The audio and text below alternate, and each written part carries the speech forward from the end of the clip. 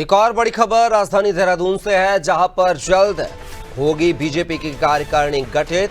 Party कार्यकर्ताओं की सूची बनाने का कार्य शुरू। महिलाओं और युवाओं को शामिल करने पर फोकस। कार्यकारिणी में सभी को साधने की होगी कोशिश। पदाधिकारियों की जल्द सूची होगी तैयार। तो ये खबर देहरादून से है, जहां पर बीजेपी बहुत जल्द ही प्रदेश कार्यकारिणी घोषित कर सकती है। पार्टी कार्यकर्ताओं की सूची बनाने का कार्य चरम पर है। महिलाओं और युवाओं को शामिल करने पर फोकस है। और इसी खबर पर ज्यादा जानकारी के साथ उत्तराखंड के bureau head Sonu Singh phone line पर हमारे साथ बने हुए हैं। सोनू, बात की जाए, बीजेपी जो है आप जल्दी प्रदेश कार्यकारिणी की सूची जो है जारी कर सकती है। आखिर क्या कुछ जानकारी है इस कार्यकारिणी की सूची को लेकर? देखिए कपिल, ये कयास लगाए जा रहे थे और ये अटकलें और साथ ये चर्चाएं भी थी कि जब उत्तराखंड में कुछ समय पहले त्रिस्तरीय पंचायत के चुनाव हो रहे थे, उस वक्त इस तरह के कयास लगाए जा रहे थे कि त्रिस्तरीय पंचायत चुनाव के बाद बीजेपी की जो प्रदेश कार्यकारिणी है वो गठित हो जाएगी।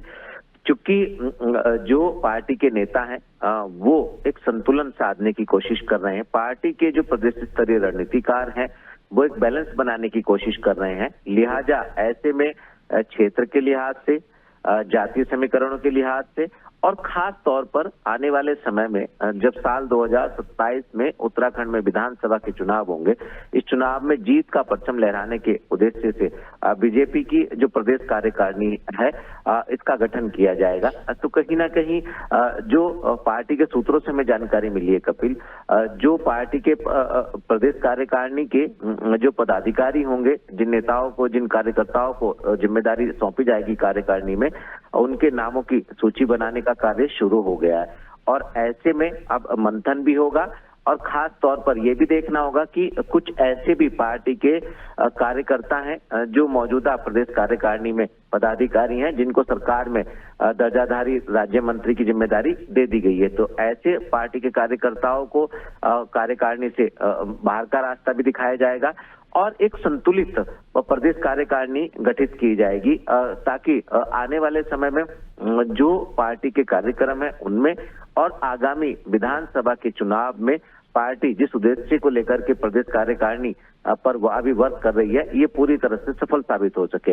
अब देखना होगा कि आखिर कब तक उत्तराखंड बीजेपी की प्रदेश कार्यकारिणी की नई कार्यकारिणी की घोषणा हो जाएगी और किस तरह के संतुलन जो है इसमें साधे जाएंगे।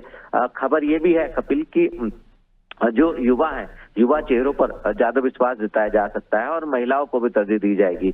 उपाध्यक्ष हैं, महामंत्री हैं और इसके अलावा जो अन्य पद हैं प्रदेश कार्यकारिणी के, इन सभी पर एक रणनीति के तहत पार्टी के कार्यकर्ताओं को जिम्मेदारी सौंपी जाएगी। देखना होगा कि ये जो नई प्रदेश की कार्यकारिणी गठित होने जा रही है, आखिर इसमें सभी संतुलनों को कैसे साधा जाएगा ताकि विरोध के स्वर मुखर ना हो सके।